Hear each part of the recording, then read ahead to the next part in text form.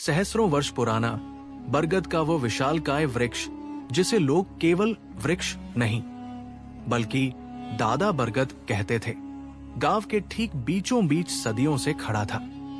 उसकी जड़ें इतनी गहरी थी कि मानो वे सीधे धरती के हृदय तक पहुंचकर उसका हाल पूछती हों। दादा बरगद का दर्जा गांव में सबसे अनोखा था। वो किसी राजा से कम नहीं था, शांत, मौन और अनगिनत कहानियों का संरक्षक। लोग कहते थे कि दादा बरगद केवल एक पेड़ नहीं बल्कि चलता फिरता इतिहास है। उसकी हर शाखा ने युद्ध देखे थे, हर पत्ती पर प्रेम कथाएं लिखी थी।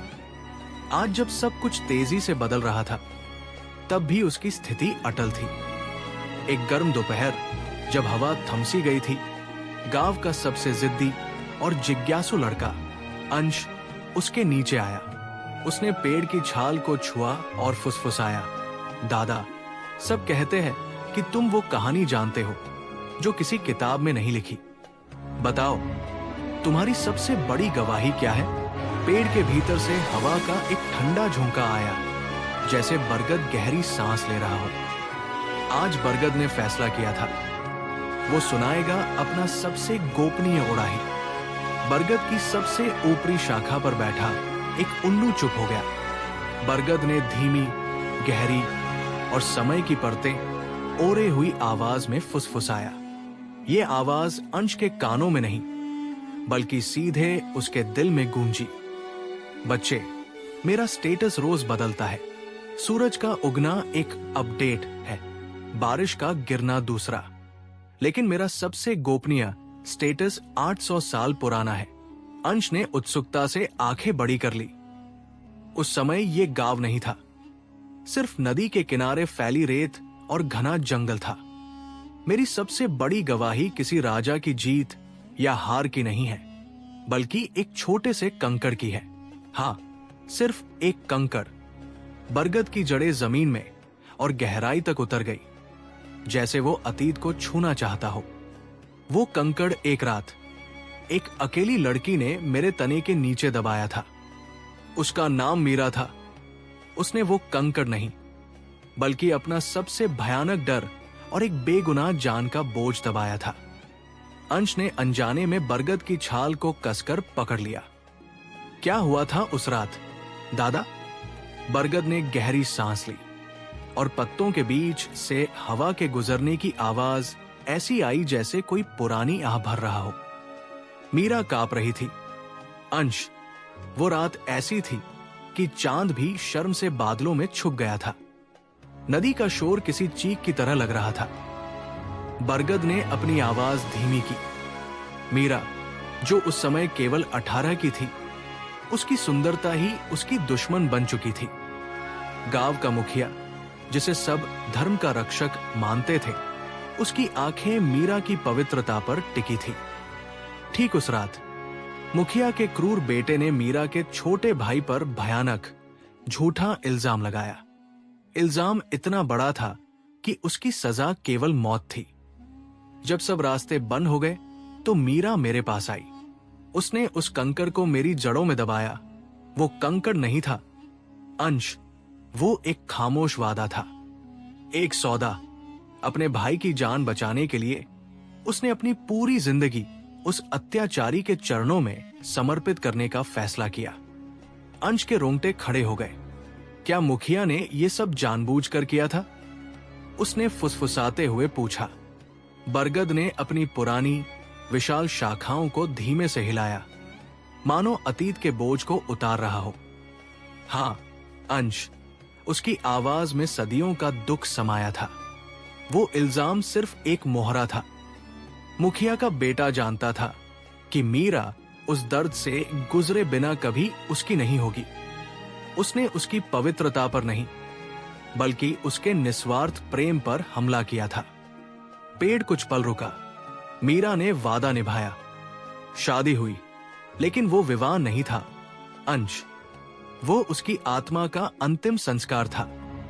अगले 7 साल वो बस एक छाया बनकर जीती रही। उसके चेहरे पर कभी मुस्कान नहीं आई और नहीं उसके हाथों से कभी चूड़ियां खनकी। वो हर शाम यहाँ मेरी तरफ देखती और मैं उसकी आंखों में जलते उस अधूरे वादे की आग को महसूस करता। अंश ने डरते हुए पूछा, तो क्या उसका भाई बच गया? हाँ, वो बच गया, पर मीरा रोज मरती थी। बरगद की जड़ें जमीन में और गहरी धंस गई।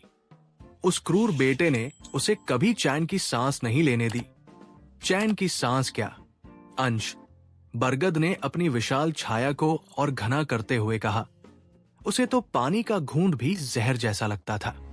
वो उसे सिर्फ एक कैदी मानता था, जिसे वो जब चाहे, जैसे चाहे प्रताड़ित कर सकता था। मीरा के होंठ कभी नहीं खुले, लेकिन उसकी खामोशी हर दिन मेरे पत्तों में चीखती थी। 7 वर्षों तक उसने केवल अपने भाई के जीवित रहने की खातिर इस नरक को झेला। बरगद की आवाज में गहरा दर्द था। जब उसका भाई बड़ा हो गया, अपने पैरों पर खड़ा हो गया, मीरा ने सोचा कि अब वो आजाद है। उसने हिम्मत जुटाई और अपने पति से कहा कि अब वो ये रिश्ता तोड़ना चाहती है, कि उसका वादा पूरा हो चुका है। अंश, उस क्रूर व्यक्ति ने तब भी उसे नहीं छोड़ा। उस रात उसने मीरा को हमेशा के लिए चुप करा दिया। यही वो जगह थी जहां मैंने उसे अंतिम बार देखा था। अंश के हाथ पैर ठंडे पड़ गए। उसने क्या किया? बरगद की आवाज अब दर्द में नहीं, बल्कि भयानक न्याय में गूंज रही थी। तुम अच्छी तरह जानते हो उसने क्या किया। अंश, तुमने उस रात उसका जीवन हमेशा के लिए समाप्त कर दिया। इसी मिट्टी पर, मेरी जड़ों के ठीक नीचे, तुमने उसे तब तक दबाए रखा जब तक उसकी सांसें रुक नहीं गई। फिर सबूत मिटाने के लिए तुमने उसके शव को जंगल के किनारे जला दिया। अंश लड़खड़ाया। उसका दिमाग उस रात के भयानक दृश्य को स्वीकार करने से इनकार कर रहा था। उसके कानों में मीरा की दबी हुई चीख गूंजने लगी। झूठ, ये झूठ है। मुझे याद नहीं। वो पीछे हटने लगा। बरगद ने अपनी विशाल टहनियों को हिलाया, जैसे अस्वीकृति में सिर हिला रहा हो। याददाश्त शायद तुम्हें धोखा दे सकती है अंश, लेकिन ये पेड़ नहीं भूलता। मैं यहां साक्षी के रूप में खड़ा हूं। उस भयानक रात का धुआं आज भी मेरी छाल में समाया हुआ है। 7 वर्षों से मैं तुम्हारे इस अपराध के भार को ढो रहा हूं, और मैं इंतजार कर रहा था तुम्हारे वापस लौटने का, ताकि तुम्हें ये सत्य सुना सकूं। अंश की आंखें गुस्से और दहशत से सिकुड़ गई। तुम पागल हो। मैं यहां क्यों वापस आता अगर मैंने कुछ किया होता? तुम सिर्फ एक पुराना सड़ा हुआ पेड़ हो। बरगद ने जवाब में कोई आवाज नहीं निकाली, लेकिन उसकी मोटी छाल पर एक छाया गहरी हो गई। अचानक पेड़ के भीतर से एक ठंडी काई लगी हवा का झोंका आया, जिसने उस जगह की 7 साल पुरानी नमी और राख की गंध को अंश के नथुनों तक पहुंचाया। तुम्हारी चुप्पी तुम्हारा अपराध है अंश, बरगद फुसफुसाया। याद करो वो लाल दुपट्टा जो मैंने अपनी सबसे ऊंची टहनी पर लपेट लिया था। वो आज भी वहां है। तुमने सोचा था कि हवा उसे उड़ा ले जाएगी, लेकिन मैंने उसे रोक लिया। वो मीरा की अंतिम चीज थी जो इस धरती पर गिरते गिरते बची। अंश ने अनैच्छिक रूप से ऊपर देखा। चांद की रोशनी में एक सूखी हुई टहनी पर कपड़े का एक फीका पड़ा हुआ लेकिन स्पष्ट लाल टुकड़ा झूल रहा था। उस दृश्य ने अंश के मन में बंद पड़े दरवाजे को बलपूर्वक खोल दिया। उसके माथे की नसें तंग गई और वो जमीन पर घुटनों के बल बैठ गया, दर्द से कराहते हुए। धुंधली यादें अब जलते हुए सत्य की तरह चमक उठी थी। एक ठंडी प्राचीन आवाज उसके कानों में गूंजी। हाँ, चीखो अंश, ये दर्द तुम्हारा अपना है। तुम्हें याद है वो दिन जब तुमने हंसती हुई मीरा को उस अंधेरे रास्ते पर अकेला छोड़ दिया था, ये जानते हुए भी कि वो शायद वापस नहीं आ पाएगी? अंश की आंखों के सामने दृश्य किसी टूटे हुए कांच की तरह फैल गया। बारिश की बूंदें, गीली मिट्टी की तेज महक और मीरा का वो आखिरी भरोसा भरा चेहरा। उसने देखा कि कैसे वो लाल दुपट्टा हवा में लहराया था। ठीक उसी पल जब उसका हाथ उसके हाथ से छूटा, वो चीखना चाहता था, उस भयानक पल को मिटाना चाहता था, लेकिन शब्द उसके गले में फंस गए। मैंने तुम्हें कितनी बार पुकारा, आवाज ने अब जोर से कहा, कि तुम लौट आओ, उसे थाम लो, लेकिन तुमने मेरी चेतावनी को अनसुना कर दिया। मैंने उस कपड़े को बचा लिया ताकि ये हमेशा तुम्हारा अपराध बोध बनकर यहां लटका रहे। अंश ने अब उस लाल टुकड़े को नहीं, बल्कि अपनी सबसे बड़ी गलती के साक्ष्य को देखा, जो सदियों पुराने एक मूक गवाह द्वारा सुरक्षित रखा गया था। अंश की आंखों में नमी आ गई। उसने उस विशाल वृद्ध वृक्ष की तरफ देखा, जो अब न्यायाधीश कम स्वयं एक पीड़ित ज्यादा लग रहा था। यह वृक्ष केवल स्मृति का संरक्षक नहीं था, ये उस अतीत के दर्द को अपने रेशों में जीता था। तुम क्यों इस बोझ को ढो रहे हो? अंश ने लड़खड़ाती आवाज में पूछा। उसका गला रुंधा हुआ था। वृक्ष की शाखाओं में एक गहरी धीमी सरसराहट हुई, मानो वो आह भर रहा हो। क्योंकि मैं सिर्फ गवाह नहीं हूं, अंश, आवाज ने फुसफुसाया। जब वो गिरी, उसकी अंतिम चीख मेरे तने में समा गई। जब तुम्हारा अपराध यहां जन्मा, मैं उस मिट्टी में खड़ा था। मेरी हर जड़ उस दर्द की एक नस है। ये कपड़ा केवल तुम्हारी याद नहीं है, ये मेरा अभिशाप है।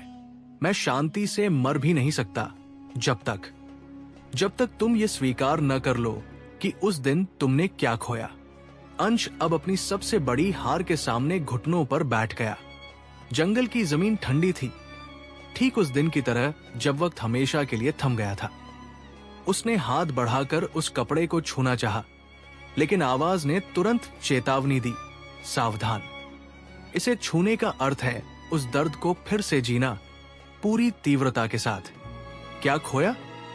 अंश ने अपनी नजरों को उठाया। उनमें हार थी, पर एक अजीब सी ललक भी। उसकी आवाज सूखे पत्तों की तरह कांपी। क्या मैंने पहले ही सब कुछ नहीं खो दिया? उस खालीपन से ज्यादा तीव्र दर्द क्या हो सकता है, जिसमें मैं बरसों से जी रहा हूं? पेड़ की आवाज, जो अब पहले से ज्यादा गहरी और प्रतिध्वनित थी, जंगल के अंधेरे में गूंजी। वो खालीपन तुम्हारा भ्रम है, अंश। तुमने केवल वो महसूस किया जो तुम्हें तुम्हारी जिंदगी ने दिखाया, लेकिन इस कपड़े में वो सत्य जमा है जिसे तुम्हारी आत्मा ने देखने से मना कर दिया था। अंश ने देखा कि कपड़े का किनारा चमक रहा था, जैसे किसी जलते हुए कोयले का अंतिम सिरा। जब तुम इसे छुओगे, आवाज ने फुसफुसाया, तो तुम सिर्फ उस दिन के आंसू नहीं पियोगे, तुम उस संभावना की मृत्यु देखोगे जो कभी हो ही नहीं पाई। तुम उस भविष्य की हत्या देखोगे जो हमारा इंतजार कर रहा था। वो घाव जिसे तुमने बंद समझा था, वो वास्तव में कभी भरा ही नहीं था। वो तुम्हारी सबसे बड़ी सजा होगी, अस्तित्व का अधूरापन। अंश के माथे पर पसीने की बूंदें जम गई। उसका हाथ कांप रहा था। उंगलियां कपड़े की चमक से कुछ इंच दूर थी। वो जानता था कि एक स्पर्श, बस एक पल की कमजोरी, उसे उस भयानक अतीत की खाई में धकेल देगी जिसे उसने वर्षों की कठोर मेहनत से ढांप रखा था। मैं नहीं कर सकता, अंश ने फुसफुसाया। उसकी आवाज सूखे पत्तों की तरह खड़खड़ा रही थी।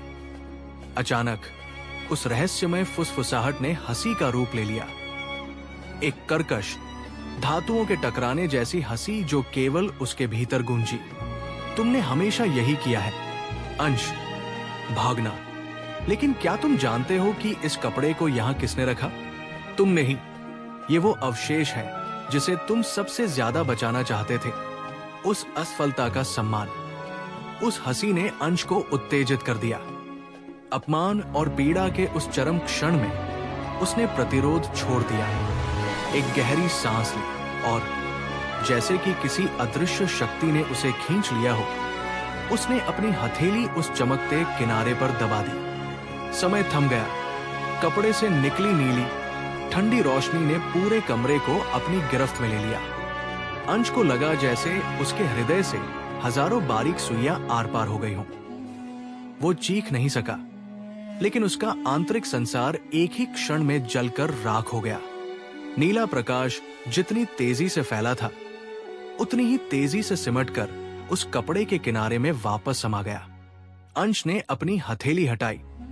वहां कोई जख्म नहीं था, पर उसकी त्वचा पर छूने की जगह एक क्षण को बर्फीली श्वेतता लिए हुए थी, जो तुरंत गहरे नीले रंग में बदल गई। भीतर लगी आग अचानक बुझ गई थी।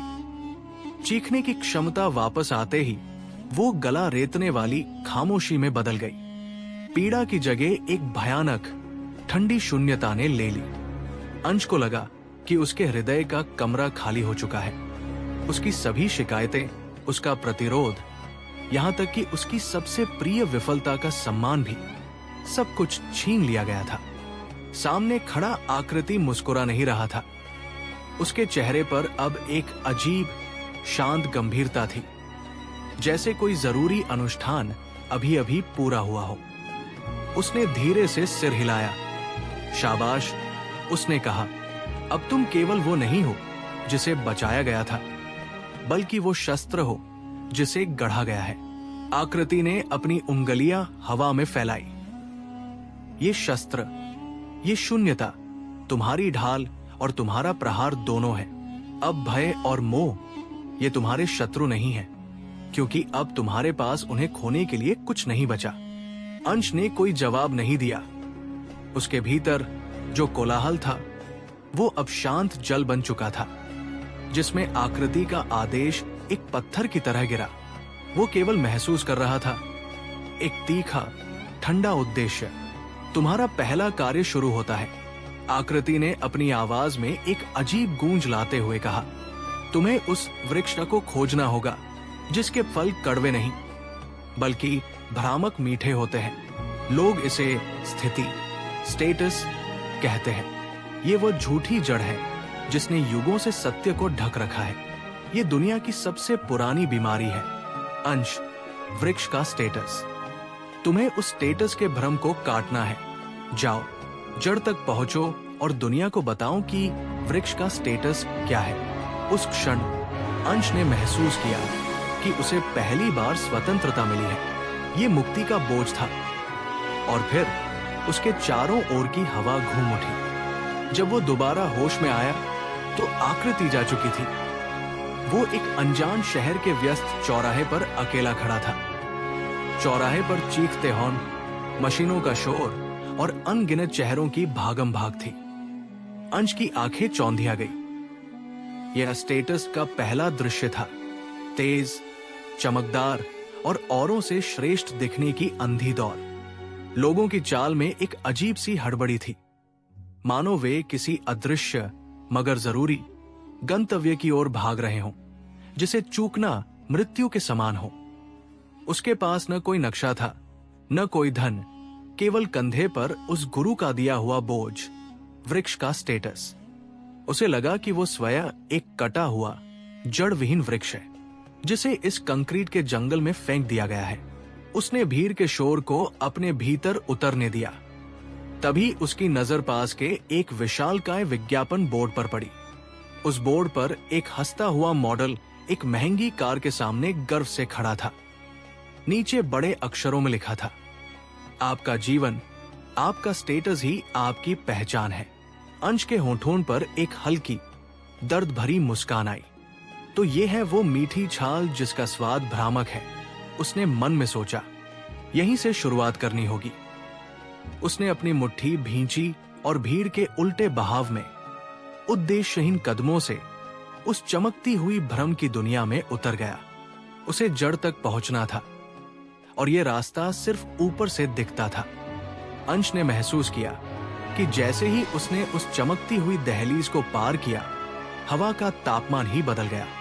शहर की भागदौड़, पसीना और संघर्ष की बू पीछे छूट गई। अब हर कदम पर एयर कंडीशनिंग की ठंडी, व्यवस्थित हवा थी, जो महंगी परफ्यूम की खुशबू से लदी थी। वो एक विशालकाय मॉल के प्रवेश द्वार से अंदर दाखिल हुआ। यह कोई सामान्य जगह नहीं थी। यहां का फर्श संगमरमर का था, जो आसमान को प्रतिबिंबित करता था, और हर दुकान किसी संग्रहालय के प्रदर्शन की तरह सजी थी। अंश ने देखा कि यहां लोग चल नहीं रहे थे, बल्कि अपने स्टेटस को सावधानी से ढो रहे थे। पुरुषों की कलाई पर समय बताने वाली घड़ियां नहीं, बल्कि सामाजिक औकात दर्शाने वाले प्रतीक बंधे थे। महिलाओं की हंसी नकली और तेज थी, जैसे वे दुनिया को नहीं बल्कि एक दूसरे को अपनी सफलता साबित कर रही हों। स्टेटस की दुनिया में सांसें भी ब्रांडेड होती हैं। अंश ने बुदबुदाया।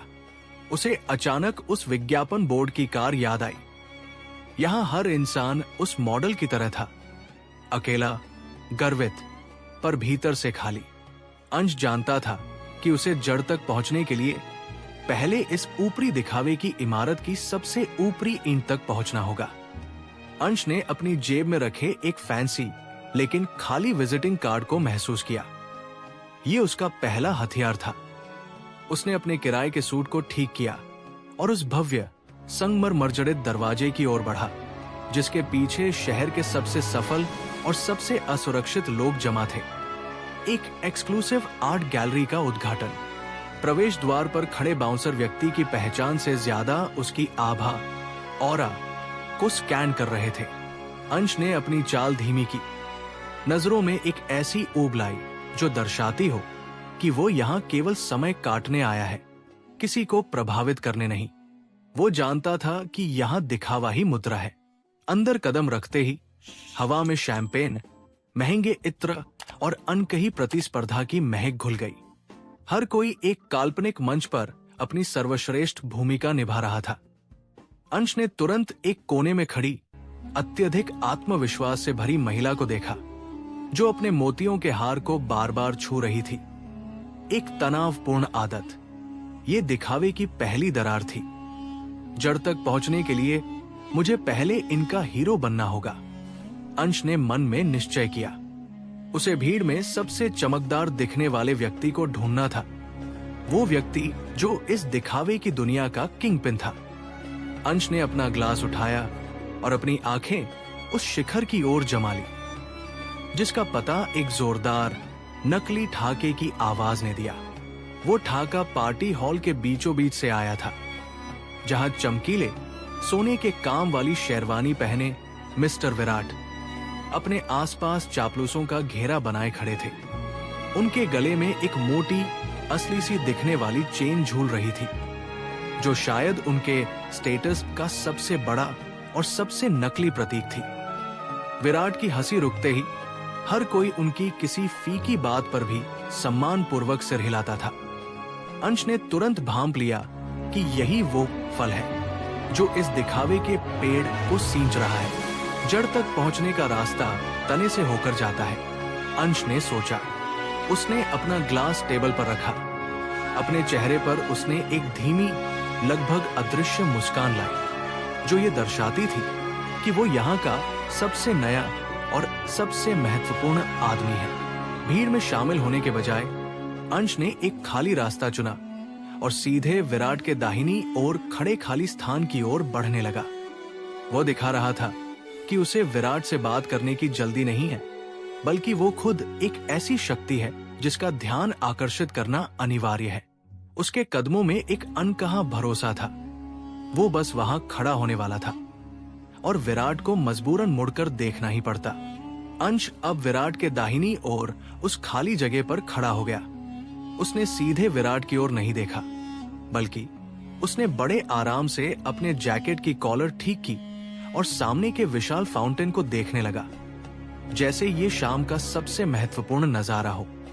उसके इस जानबूझकर किए गए उपेक्षा भाव ने आसपास की हवा को जमा दिया।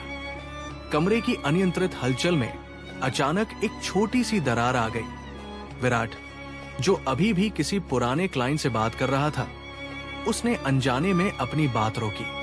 उसे हवा में एक असहज, शक्तिशाली खिंचाव महसूस हुआ। यह खिंचाव किसी व्यक्ति का नहीं, बल्कि स्थापित होती हुई नई सत्ता का था। जब विराट ने अपनी आंखें घुमाई, तो उसने देखा कि अंश वहां खड़ा है, शांत, स्थिर, अपने उच्च दर्जे का प्रदर्शन करता हुआ। अंश का वो गैर जरूरी आत्मविश्वास विराट की वर्षों की स्थापित सत्ता को एक मूक चुनौती दे रहा था। ये नजरों का टकराव नहीं था, बल्कि दो अलग अलग गुरुत्वाकर्षण क्षेत्रों का टकराव था जो एक दूसरे को बर्दाश्त नहीं कर सकते थे। पूरे कमरे की सांसें जैसे अंश और विराट के बीच ठहर गई थी। अंश के होठों पर एक अत्यंत बारीक लेकिन घातक मुस्कान तैरी। वो सम्मान कम और अधिकार ज्यादा दर्शाती थी। उसने धीरे से अपना सिर झुकाया, लेकिन उसकी आंखें क्षण भर के लिए भी विराट की आंखों से नहीं हटी। ये औपचारिक शिष्टाचार नहीं था, ये सत्ता हस्तांतरण का एक मूक ऐलान था। विराट की मुट्ठियां कुर्सी के बाजुओं पर कस गई। कमरे की इस असहज शांति में विराट को अपनी वर्षों की मेहनत से स्थापित की गई प्रतिष्ठा रेत के महल की तरह ढहती हुई महसूस हो रही थी। उसे लगा जैसे अंश ने कोई तीखा वार नहीं किया, बल्कि सीधे उसकी जड़ों पर हमला किया है। बैठो अंश, ये खड़े रहने का समय नहीं है, विराट ने खुद को शांत रखने की नाकाम कोशिश करते हुए कहा। उसकी आवाज में एक लोहे जैसी कठोरता थी, लेकिन अंश ने उस कठोरता को पूरी तरह से नजरअंदाज कर दिया। वो कमरे के केंद्र में एक कदम और बढ़ा और उसकी निगाहें उन सभी वरिष्ठ अधिकारियों पर घूमी जो सांस रोके हुए थे। माफ कीजिएगा सर, मैं यहां बैठने नहीं बल्कि एक जरूरी घोषणा करने आया हूं, अंश ने उसी सहज लेकिन अटूट आत्मविश्वास के साथ कहा। उसकी सहजता ही इस पल की सबसे बड़ी चुनौती बन चुकी थी। घोषणा? विराट की आंखों में अचानक बिजली कौंधी। अंश, तुम्हें अंदाजा भी है कि तुम किस तरह की बैठक को बाधित कर रहे हो? क्या यह जरूरी घोषणा रक्षा मंत्रालय के प्रोटोकॉल से भी ऊपर है? अंश ने एक गहरी सांस ली, जैसे वो जानते थे कि उनके अगले शब्द इस कमरे में मौजूद हर अधिकारी के जीवन को बदल देंगे। हाँ सर, ये प्रोटोकॉल से ऊपर है। मेरी घोषणा ये है कि प्रोजेक्ट अग्नि का सारा विवरण दुश्मन के हाथों में है। कमरे में सन्नाटा छा गया। जनरल मेहता, जो कोने में शांत बैठे थे, अचानक उठे। उनकी कुर्सी जमीन पर धड़ाम से गिरी। ये झूठ है, हमारी सुरक्षा अभेद्य थी सर। अब नहीं, अंश ने पलटवार किया। उसकी आवाज में कोई जल्दबाजी नहीं थी, बल्कि एक भयानक निश्चितता थी। ये सेंध बाहर से नहीं लगी है, ये घुसपैठ भीतर से हुई है। पिछले 24 घंटों में डेटा लीक करने वाला व्यक्ति यहीं इसी मेज के इर्द गिर्द मौजूद है। अंश की नजरें जानबूझकर विराट को छोड़कर बाकी सभी चेहरों पर घूमी। शक की एक बर्फीली लहर ने सबको अपनी गिरफ्त में ले लिया। सन्नाटा इतना गहरा था कि हर कोई अपने कानों में अपनी धड़कनें सुन सकता था। जनरल मेहता ने अपने क्रोध को जैसे तैसे नियंत्रित किया। तुम बकवास कर रहे हो, ये असंभव है। असंभव को संभव बनाना ही हमारा काम है जनरल, अंश ने काउंटर किया। उसने अपनी जेब से एक कॉम्पैक्ट होलोग्राफिक प्रोजेक्टर निकाला और उसे मेज पर रख दिया। एक नीली रोशनी फैली और बीच हवा में जटिल कोड और टाइम स्टैम्प्स तैरने लगे। पिछले 18 घंटों में ये डेटा हमारे मुख्य सर्वर से निकला है, अंश ने स्पष्ट किया। लेकिन ये लीक सामान्य फिशिंग के जरिए नहीं हुई। इसे भेजने के लिए एक घोस्ट मॉड्यूल्स का उपयोग किया गया है, जिसका एक्सेस कोड सिर्फ एक व्यक्ति को आवंटित किया गया था, जो कल दोपहर इस कमरे में आया था। सभी आंखें एक दूसरे को भेदने लगी। अंश ने प्रोजेक्टर पर उंगली रखी। कोड का एक हिस्सा अचानक चमक उठा और उस कोड का अंतिम इस्तेमाल कर्नल शर्मा के निजी कम्युनिकेटर से हुआ था। कर्नल शर्मा का पीला पड़ा चेहरा एक झटके में सफेद हो गया। सभागार में सांसें थम गई। डायरेक्टर जनरल अग्निहोत्री की आवाज लोहे की तरह कठोर हो गई। कर्नल शर्मा, क्या आप इस पर कुछ कहना चाहेंगे?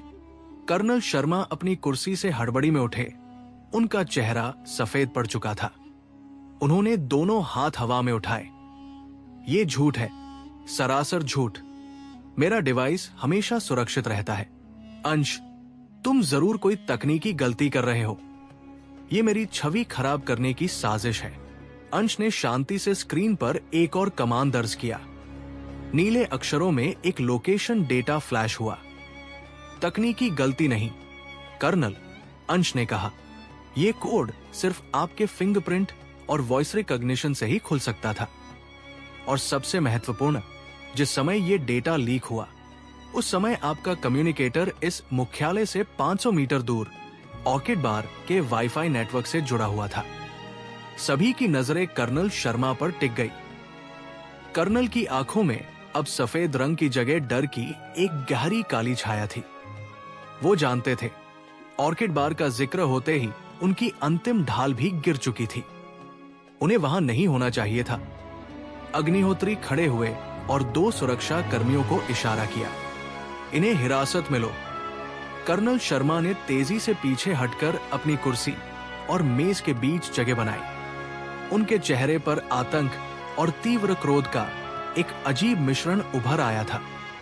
इससे पहले कि 2 बलिष्ठ सुरक्षा कर्मी उन तक पहुंच पाते, कर्नल ने बिजली की गति से मेज पर रखा पानी का गिलास उठाया और उसे फर्श पर जोर से फेंक दिया। जैसे ही शीशा टूटा, एक तीव्र तीखी ध्वनि पूरे कमांड सेंटर में गूंज उठी। शायद एक संकेत, शायद सिर्फ हताशा। नहीं, कर्नल चिल्लाए। उनकी आवाज में अब कॉपरेटिव विनम्रता की जगह खुली धमकी थी। तुम मुझे गिरफ्तार नहीं कर सकते। तुम नहीं जानते, ये सिर्फ डेटा लीक नहीं है, ये एक कोड है। जनरल अग्निहोत्री ने भौहें सिकोड़ी, लेकिन उनके चेहरे पर कोई भाव नहीं आया। कोड? बकवास बंद करो, शर्मा। सुरक्षा कर्मियों ने उन्हें दोनों तरफ से दबोच लिया। कर्नल छटपटाए, लेकिन उनकी शक्ति कम पड़ गई। जैसे ही उन्हें घसीटा जा रहा था, उनकी नजरें सीधे अग्निहोत्री की ओर थी और उन्होंने हाफते हुए एक शब्द फुसफुसाया, वृक्ष। वृक्ष की स्थिति, ट्री स्टेटस, सब कुछ उसी पर निर्भर है। अग्निहोत्री के कान खड़े हो गए। ये नाम वृक्ष उनके गोपनीय अभिलेखागार में कहीं दर्ज था, लेकिन इसका मतलब क्या था? अग्निहोत्री ने एक गहरी सांस ली, जिससे उनकी चौड़ी छाती थोड़ी फैली। उन्होंने सुरक्षा कर्मियों को हाथ के इशारे से कर्नल शर्मा को ले जाने का आदेश दिया। हॉल में अब सन्नाटा था। केवल बिजली के पंखे की धीमी यांत्रिक आवाज गूंज रही थी। वृक्ष, वृक्ष की स्थिति, ये फुसफुसाहट उनके दिमाग में एक कील की तरह चुभ रही थी। शर्मा पागल नहीं था। वो हमेशा से असाधारण रूप से वफादार और तार्किक रहा था। अगर उसने अपने भविष्य को दांव पर लगाकर वो नाम लिया है, तो जरूर कुछ बहुत बड़ा दांव पर लगा होगा।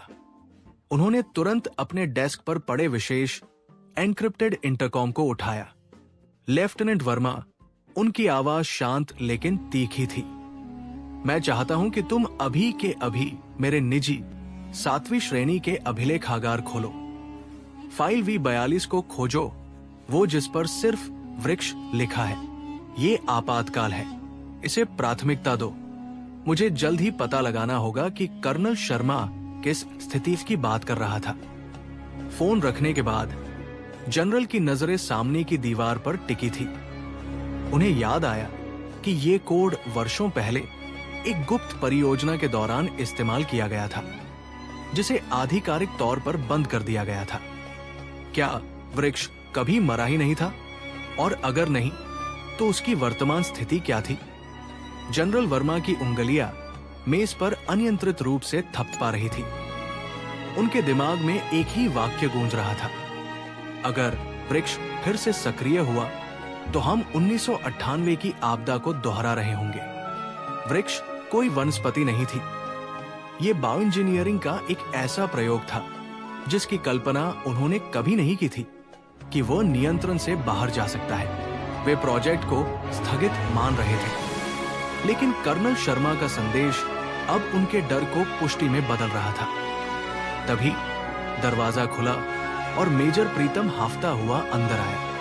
उसके हाथ में चमड़े का एक मोटा पुराना फोल्डर था, जिस पर धुंधली स्याही से V42 वृक्ष लिखा था। फोल्डर का रंग गहरा हरा था, मानो बरसों से प्रकाश से दूर रखा गया हो। सर, ये अभिलेखागार के सबसे निचले तहखाने से मिला, मेजर ने कहा। जनरल ने तुरंत फाइल छीन ली। उन्होंने धूल से सने कागजात की परवाह नहीं की। उनकी निगाहें तुरंत पहले पृष्ठ पर जमी, जहां शीर्षक के नीचे सिर्फ एक शब्द बोल्ड अक्षरों में लिखा था, स्थिति उत्परिवर्तन जारी है। जनरल की सांसें रुक गई। उत्परिवर्तन? ये क्या बकवास है? उन्होंने तेजी से पृष्ठ पलटा, जहां एक पुरानी तस्वीर लगी थी। एक साधारण लेकिन विशाल बरगद का पेड़, जिसकी जड़ें भूमि से असामान्य रूप से बाहर निकली हुई थी। और उस तस्वीर के नीचे लाल रंग से हाथ से लिखा था, प्रोटोकॉल Z21 विफल, इकाई अब स्वतंत्र है। जनरल ने फाइल को मेज पर जोर से पटका। उनके चेहरे पर क्रोध और अविश्वास का मिश्रण था।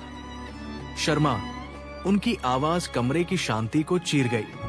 तुम एक पेड़ को इकाई कह रहे हो? उत्परिवर्तन? ये किस तरह का गुप्त प्रोजेक्ट था? Z21 क्या है और इस बरगद का इससे क्या संबंध है? क्या तुम पागल हो गए हो या ये कागजात? साफ साफ बताओ।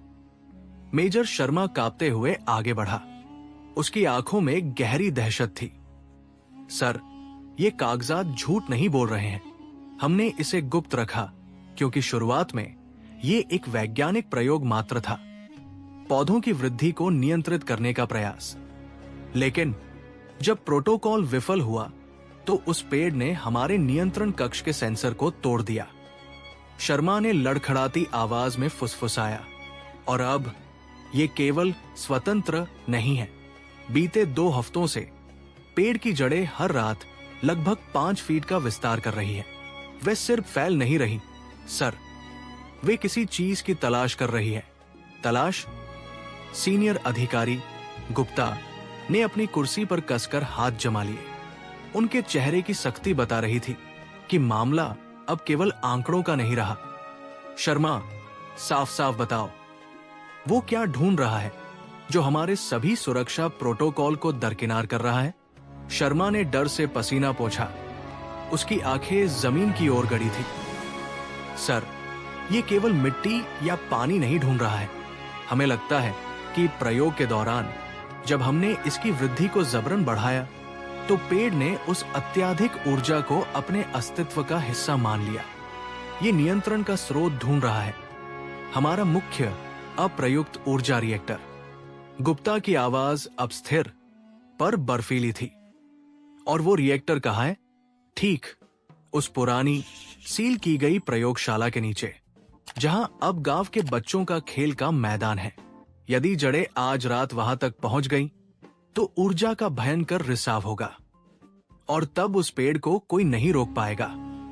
वो सिर्फ स्वतंत्र नहीं होगा, वो सशक्त हो जाएगा।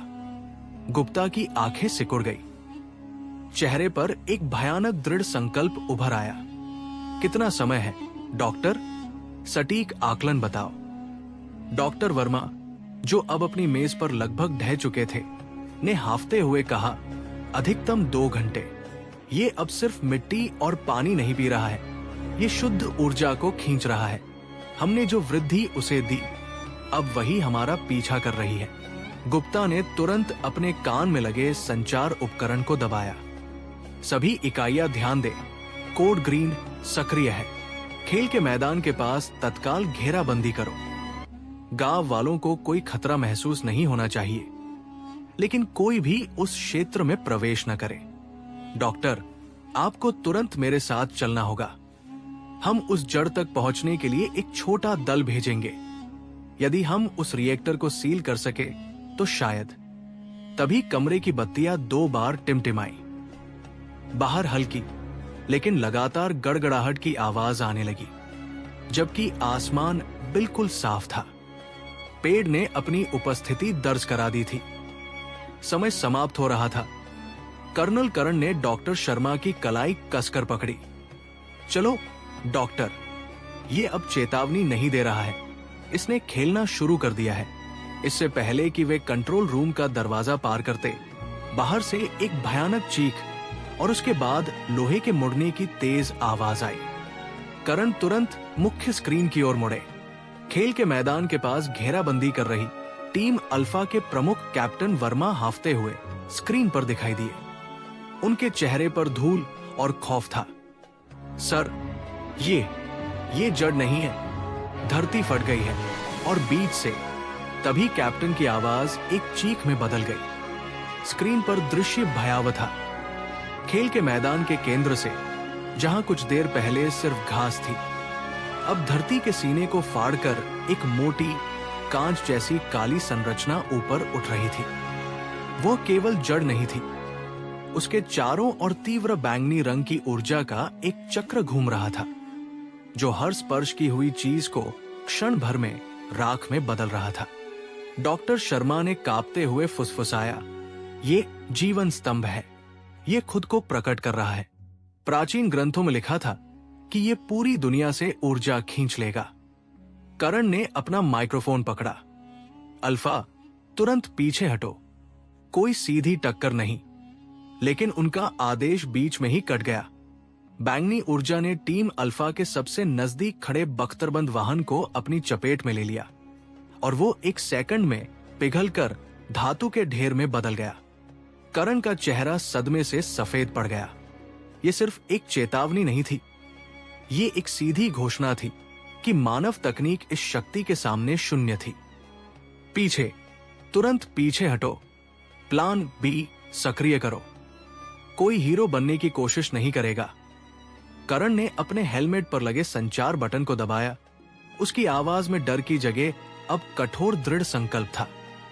बाकी बचे हुए सैनिक, जो मौत को इतना करीब से देखकर कांप उठे थे, बेतहाशा पीछे हटने लगे।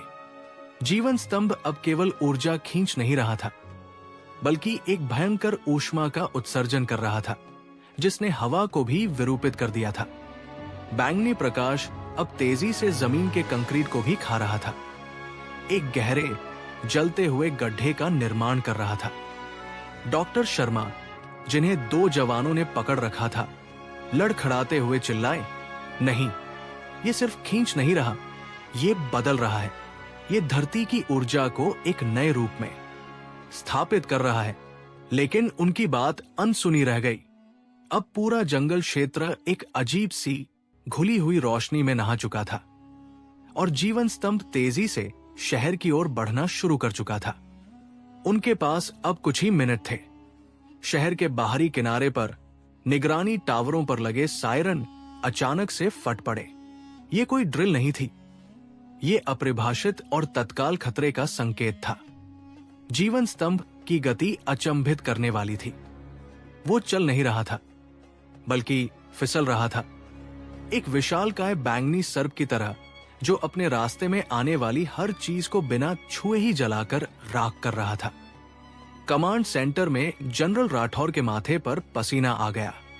इसकी ऊष्मा सिग्नेचर क्या है? क्या हम इसे रोक सकते हैं? उन्होंने चिल्लाकर पूछा, लेकिन जवाब आने से पहले ही देर हो चुकी थी। स्क्रीन पर स्तंभ का आधार पहले से ही उपनगरों के पहले बिजली ग्रिड को छू चुका था। जैसे ही उस रहस्यमय चीज ने ग्रिड को स्पर्श किया, एक भयानक गूंजती हुई ध्वनि आई। बैंगनी प्रकाश पूरे शहर के पावर लाइनों में एक लहर की तरह दौड़ा। ऊर्जा कटने के बजाय हर खंभे और हर तार ने खुद को उसी रहस्यमय बैंगनी रंग में रंगना शुरू कर दिया। डॉक्टर शर्मा की चेतावनी सच हो रही थी। शहर का भौतिक और ऊर्जात्मक स्टेटस हमेशा के लिए बदला जा रहा था। ये एक भयानक, अवांछित नई सुबह थी। डॉक्टर शर्मा ने दहशत में अपनी कंप्यूटर स्क्रीन को देखा। ग्राफ तेजी से ऊपर उठ रहा था, लेकिन डेटा अब ऊर्जा रीडिंग नहीं दिखा रहा था। ये मौलिक स्टेटस रिराइट को ट्रैक कर रहा था। शहर की सड़कों पर बैंगनी लहर का प्रभाव भयानक था। ये केवल बिजली का रंग बदलना नहीं था, ये चीजों का स्वभाव बदल रहा था। सीमेंट की सड़कें, जो वर्षों से ठोस थी, अब अजीब, चिपचिपी और स्पंजी बन रही थी। धातु के खंभे धीमे मोम की तरह झुक रहे थे और दीवारों से अजीबोगरीब जैविक संरचनाएं चमकीले बैंगनी फफूंदी के समान फूट रही थी। एक इमारत की छत, जिसे कुछ ही मिनटों पहले स्टील और कंक्रीट ने संभाला था, अब धीरे धीरे ढहकर एक चमकदार जेली जैसी ढेर में बदल गई। लोग भाग रहे थे, पर उनके जूते स्पंजी डामर में धंस रहे थे। डॉक्टर शर्मा ने एक गहरी सांस ली। ये ऊर्जा का संक्रमण नहीं है, उनकी आवाज कांप रही थी। ये पदार्थों का मूल स्टेटस बदल रहा है। शहर अब जीवित लेकिन भयानक नए स्वरूप में ढल रहा है। और इसी पल प्रयोगशाला के शीशे में उन्हें एक और भयानक चीज दिखी। स्तंभ अब धीरे धीरे लेकिन निश्चित रूप से मुड़ना शुरू हो गया था। स्तंभ का मुड़ना किसी धातु के घर्षण जैसा नहीं था, बल्कि एक विशालकाय हड्डी के टूटने की धीमी कर्कश आवाज थी। डॉक्टर शर्मा चिल्लाते हुए पीछे हटे। हमें यहां से तुरंत निकलना होगा। ये सब कुछ जैविक हो रहा है। उनकी निगाहें प्रयोगशाला की मेज पर पड़ी, जो कुछ सेकंड पहले कठोर स्टील की थी, अब किनारों से पिघलकर मोम जैसी दिख रही थी। उन्होंने अपना हाथ सावधानी से मेज पर रखा। वो धंस गया। बाहर सड़कों पर अफरातफरी और बढ़ गई थी। अब सिर्फ कंक्रीट ही नहीं, बिजली के तार और यहां तक कि यातायात सिग्नल भी अजीबोगरीब ढंग से लहरा रहे थे। ऐसा लग रहा था जैसे कोई अदृश्य प्रचंड शक्ति पूरे शहर को सांस लेने के लिए मजबूर कर रही हो, उसे एक विशाल लचीली वनस्पति में बदल रही हो। तभी आसमान में उस विशाल मोड़ के केंद्र से एक तीव्र हरी रोशनी कौंधी, जैसे प्रकृति अपना नियंत्रण वापस ले रही हो। और शहर के केंद्र में बने विशालकाय पेड़ के तने से उसकी शक्ति विकीर्ण हो रही हो। डॉक्टर शर्मा समझ गए, ये विनाश नहीं, पुनर्जन्म था। डॉक्टर शर्मा ने अपने चश्मे को ठीक किया और धूल से सनी मीरा की तरफ देखा। ये स्टेटस है मीरा, पृथ्वी की डिफॉल्ट सेटिंग। जैसे ही उन्होंने ये शब्द कहे, शहर में एक सामूहिक आहट गूंजी। अब भय की जगह विस्मय ने ले ली थी। लोगों ने सड़कों पर रुककर आसमान की ओर देखा। कंक्रीट के खंभों पर जहां कल तक विज्ञापन चिपके थे, अब वहां बेलें और लताओं की मोटी हरी परतें तेजी से लिपट रही थी। बिजली के तार लचीले होकर मोटी रसदार टहनियों में बदल रहे थे, जो हवा में धीरे धीरे झूल रही थी। केंद्रीय वृक्ष, जिसे अब हर कोई जीवन का स्तंभ कह रहा था, ने अपनी शक्ति का प्रदर्शन करना शुरू कर दिया था। उसके विशाल तने से एक हल्की गुनगुनी ध्वनि निकल रही थी, मानो धरती पहली बार खुलकर सांस ले रही हो। हर गुजरते पल के साथ शहरी शोर दब रहा था और एक प्राचीन शांत खामोशी उसे प्रतिस्थापित कर रही थी। शहर अब एक विशाल जीवित कैनोपी चंदोवा के नीचे आ चुका था। हर इंसान अब सिर्फ एक दर्शक नहीं, बल्कि इस अलौकिक परिवर्तन का भागीदार बन चुका था। उन्हें महसूस हुआ कि वे अब किसी आधुनिक सभ्यता के निवासी नहीं, बल्कि उस विशाल पेड़ के बच्चे हैं। ये खामोशी डरावनी नहीं थी, बल्कि मां के गर्भ जैसी सुरक्षात्मक थी। चंदोवा के नीचे की हवा अब सिर्फ हवा नहीं थी, ये अमृत थी।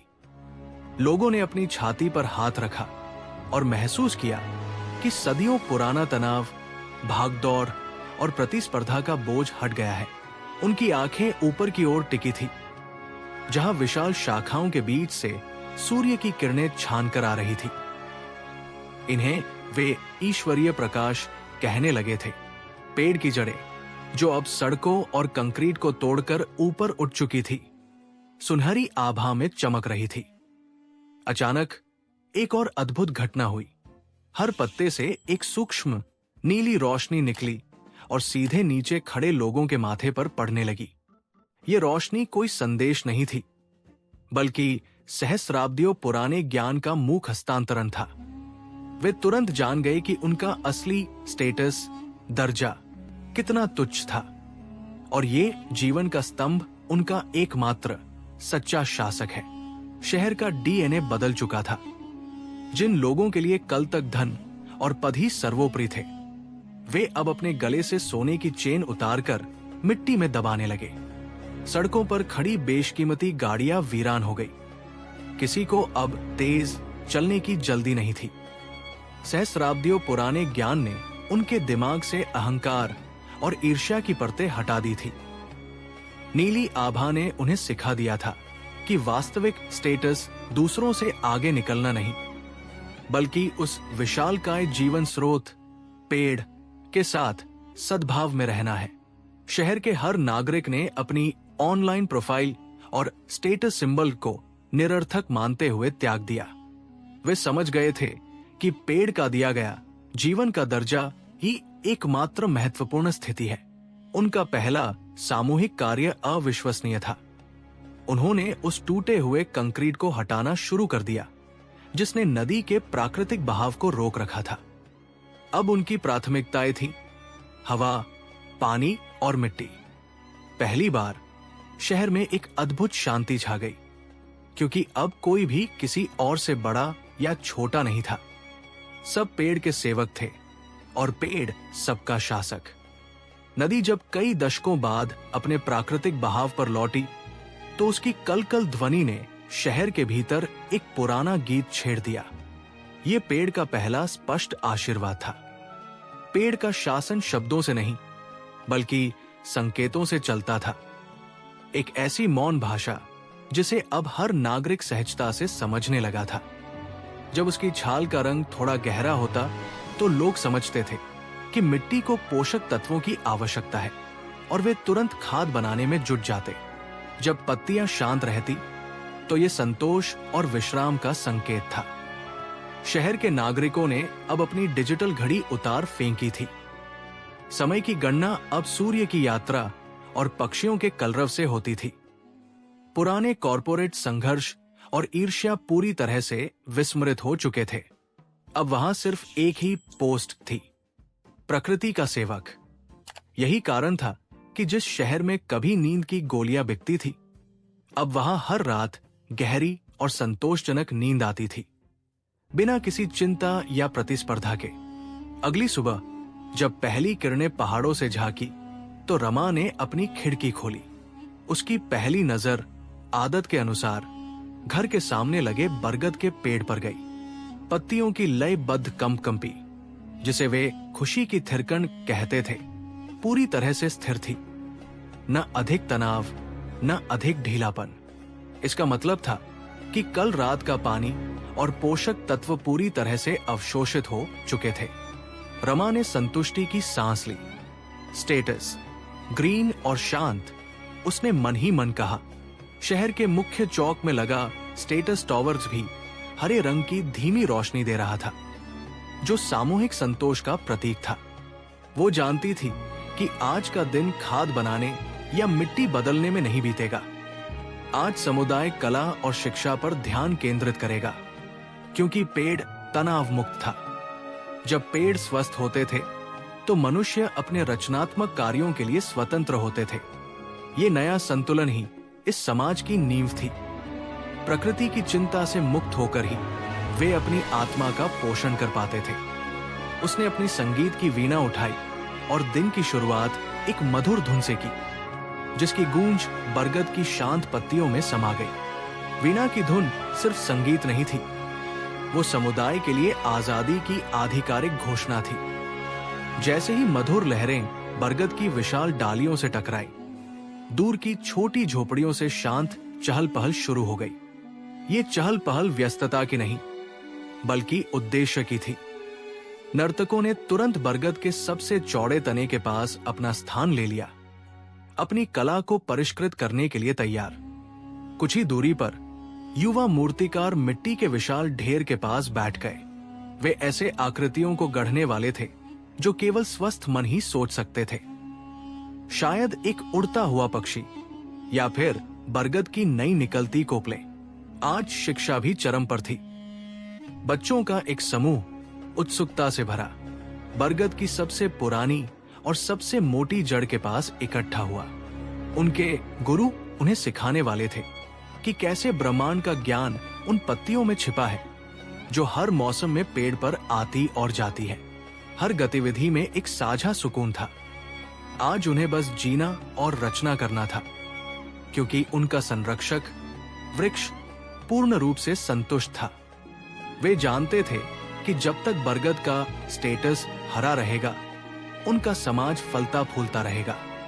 गुरुजी अभी जीवन के चक्र पर पहला श्लोक बोल ही रहे थे कि बरगद की शांत हरी छाव में एक अजीब सी खामोशी छा गई। हवा जो थोड़ी देर पहले पत्तों से गुजर रही थी, अचानक रुक गई। बच्चों ने ऊपर देखा। सहसा बरगद की एक मोटी पुरानी शाखा से एक पत्ता जमीन पर गिरा। यह कोई साधारण पतझर का पत्ता नहीं था। यह पूरी तरह से पीला और सूखा था, जबकि मौसम अनुकूल था। गुरुजी के माथे पर चिंता की लकीरें उभर आई। उन्होंने तुरंत बच्चों को शांत रहने का संकेत दिया। यह बरगद का पहला स्टेटस अलर्ट था। पिछली रात तक सब कुछ हरा था, लेकिन इस सूखे पत्ते का गिरना एक सूक्ष्म संकेत था। शायद पीला अर्थात चेतावनी शुरू हो रहा था। दूर कहीं से एक धीमी निरंतर ठक ठक की आवाज आने लगी, जो इस पवित्र शांति को भंग कर रही थी। समुदाय के मुखिया, जो पास ही बैठे थे, आवाज की दिशा में चिंतित निगाहों से देखने लगे। उन्हें पता था, जब जड़ें खतरे में होती हैं, तो शांति भंग हो जाती है और पेड़ का स्टेटस बदलना शुरू हो जाता है। उन्होंने धीरे से कहा, जाओ, पता लगाओ, ये आवाज हमारी सीमा के इतने करीब क्यों है। एक युवा फुर्तीला सदस्य, जिसका नाम पर्णत था, जो हर पत्ते की पहचान रखता था, तुरंत मुखिया के आदेश पर आगे बढ़ा। वो जड़ों के संरक्षक के रूप में जाना जाता था। पर्ण बिना आवाज किए घनी झाड़ियों और विशाल तनों के बीच से सरकता चला गया। वो लगातार उस ठक ठक को सुन रहा था, लेकिन अब उसके साथ एक तेज गरर की भारी ध्वनि भी जुड़ गई थी, जो कि जंगल के प्राकृतिक संगीत का हिस्सा कभी नहीं थी। हवा में मिट्टी और जले हुए तेल की तीखी गंध तैर रही थी। कुछ ही क्षणों में पर्ण हाफता हुआ वापस लौटा। उसके चेहरे का रंग हरा नहीं, बल्कि पूरी तरह से सफेद पड़ चुका था। उसकी आंखों में भय था, जो अब पीले से सीधा लाल की तरफ इशारा कर रहा था। वो कांपते हुए बोला, मुखिया जी, वो कुल्हाड़ी नहीं है, वे विशाल लोहे के दानव हैं, चेनसॉ। उन्होंने हमारी सुरक्षात्मक सीमा पर निशान लगाना शुरू कर दिया है। ये निशान हरा नहीं है, ये लाल है। पेड़ का स्टेटस बदल चुका है। अब हम खतरे में हैं। पर्ण के अंतिम शब्द जंगल के विशाल हृदय पर हथौड़े की तरह लगे। वहां उपस्थित हर पत्ती, हर जड़ और हर तने में एक कंपी दौड़ गई। महावृक्षों की सभा में अचानक गहरा सन्नाटा छा गया। ये मृत्यु के आगमन को सुन लेने का सन्नाटा था। मुखिया जी, जो सदियों पुराने बरगद के सबसे मजबूत तने पर टिके थे, उन्होंने अपनी भारी छालदार आंखें बहुत धीरे से खोली। उनके चेहरे की गहरी झुर्रियों में अब एक नई भयानक छाया थी। उन्होंने कांपती हुई पर दृढ़ आवाज में कहा, लाल निशान, स्टेटस, खतरा, ये केवल काटने का संकेत नहीं है पर्ण, ये हमारी पहचान को, हमारी सदियों पुरानी उपस्थिति को दुनिया के नक्शे से मिटाने का सीधा आदेश है। उन्होंने गहरी सांस ली, जिसकी ध्वनि भी सूखी हवा में गूंज उठी। चैनसॉ, हमने सुना था कि इंसान अब दानवों का उपयोग करते हैं। वे 1 घंटे में उतना विनाश कर सकते हैं जितना हमारी पूरी बिरादरी मिलकर एक युग में नहीं देख पाई। पर्ण, तुरंत संदेश भेजो। पूर्व में नीमों के समूह को, पश्चिम में साल की सेना को, सभी को तैयार रहने को कहो। हमें सोचना होगा, बहुत तेजी से सोचना होगा। तभी दूर से पहली गर्जना सुनाई दी, वर्ररररररमम। ये धरती को चीरने वाली लोहे के दानव की भूखी दहाड़ थी। खेल शुरू हो चुका था। वृक्षराज का तना इस अप्रत्याशित गर्जना से हल्का सा कांप गया।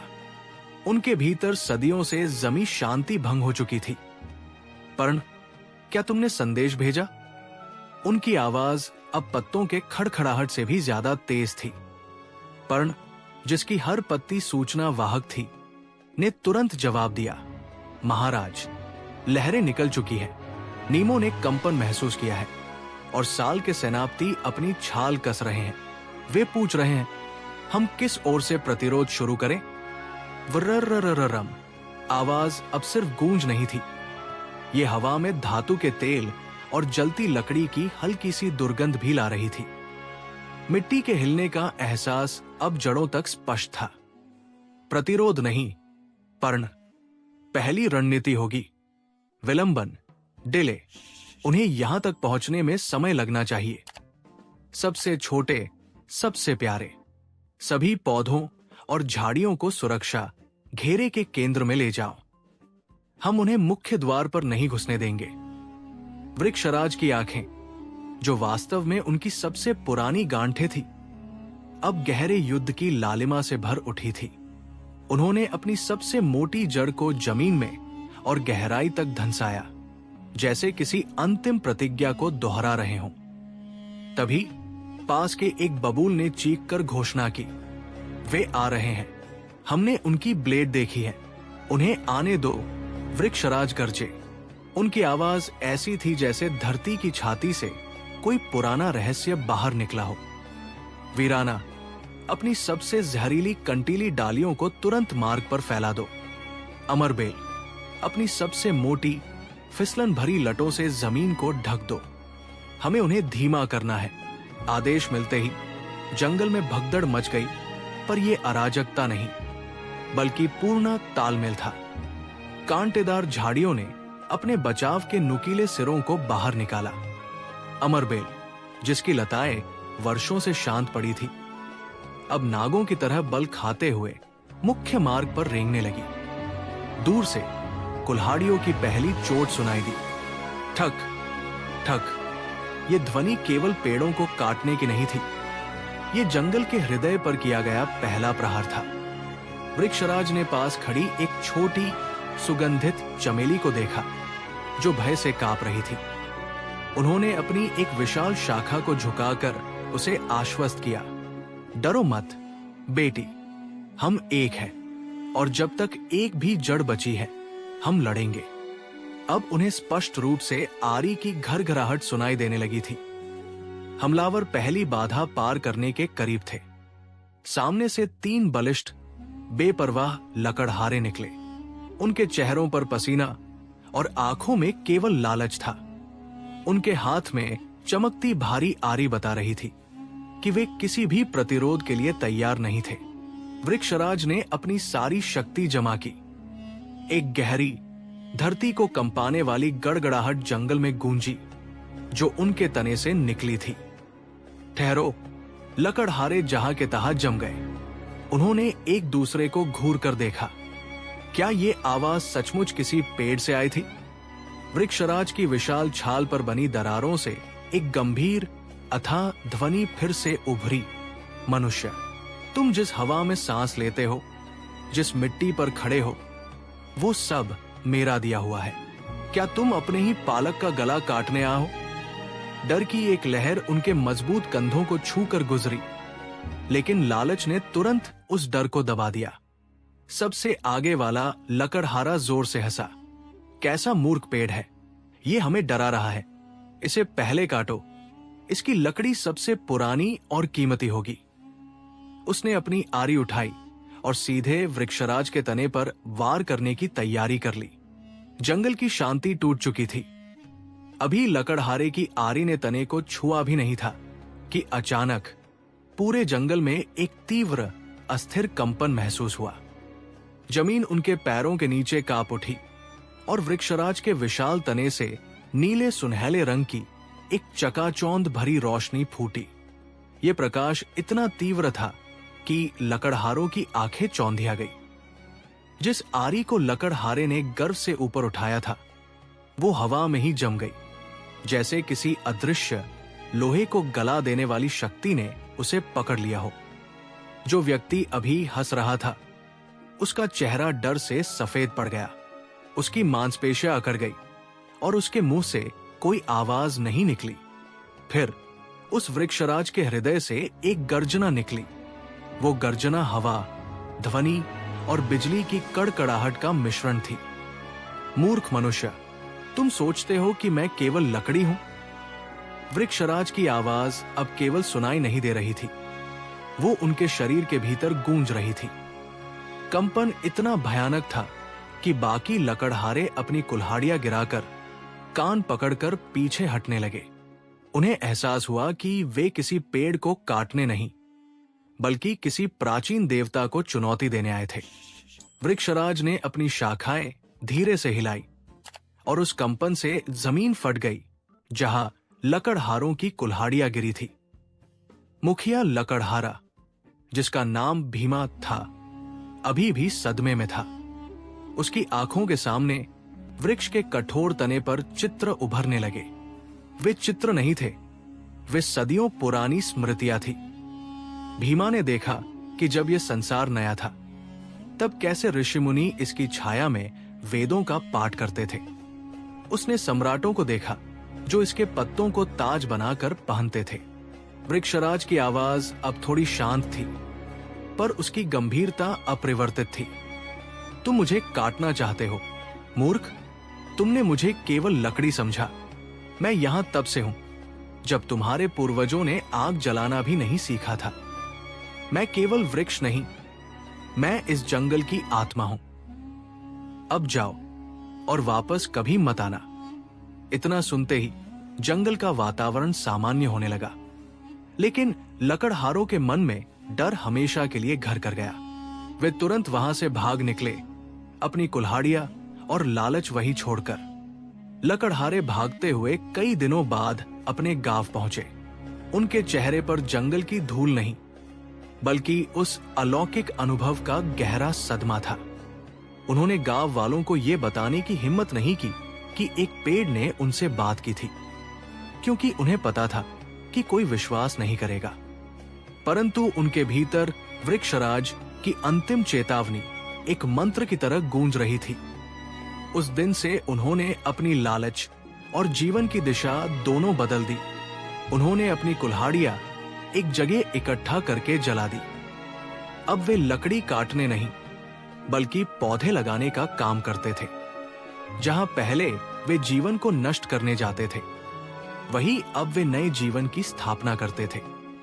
लकड़हारों की यह कहानी जंगल के आसपास धीरे धीरे फैलने लगी। एक सबक जो बताता था कि प्रकृति की आत्मा शांत जरूर है, पर उसे चुनौती देना सबसे बड़ी मूर्खता है। अब जंगल के उस हिस्से में शांति लौट आई थी और वृक्षराज पहले से कहीं अधिक गौरवशाली दिख रहा था।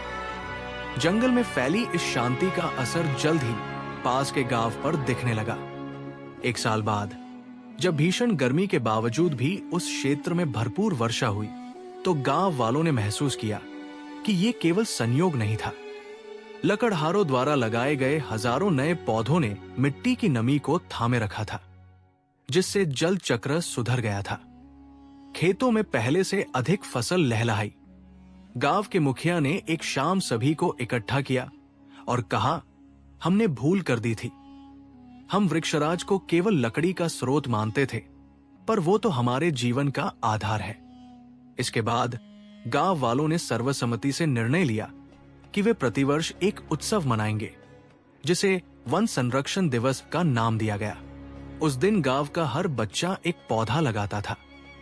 वृक्षराज अब केवल गौरवशाली नहीं था, बल्कि वो गांव और जंगल के बीच के अटूट रिश्ते का जीता जागता प्रतीक बन गया था, जिसका स्टेटस अब डर का नहीं, बल्कि श्रद्धा और जीवनदाता का था। इस बदलाव का असर जल्द ही दिखने लगा। जहां पहले सूखा और नीरसता थी, वहां अब जंगल की खोई हुई रौनक लौट आई थी। वृक्षराज की छाया इतनी घनी हो गई थी कि उसके नीचे बैठते ही मन को शीतलता मिलती थी। वर्षा नियमित होने लगी और गांव के पुराने कुएं, जो दशकों से सूख चुके थे, फिर से पानी से लबालब भर गए।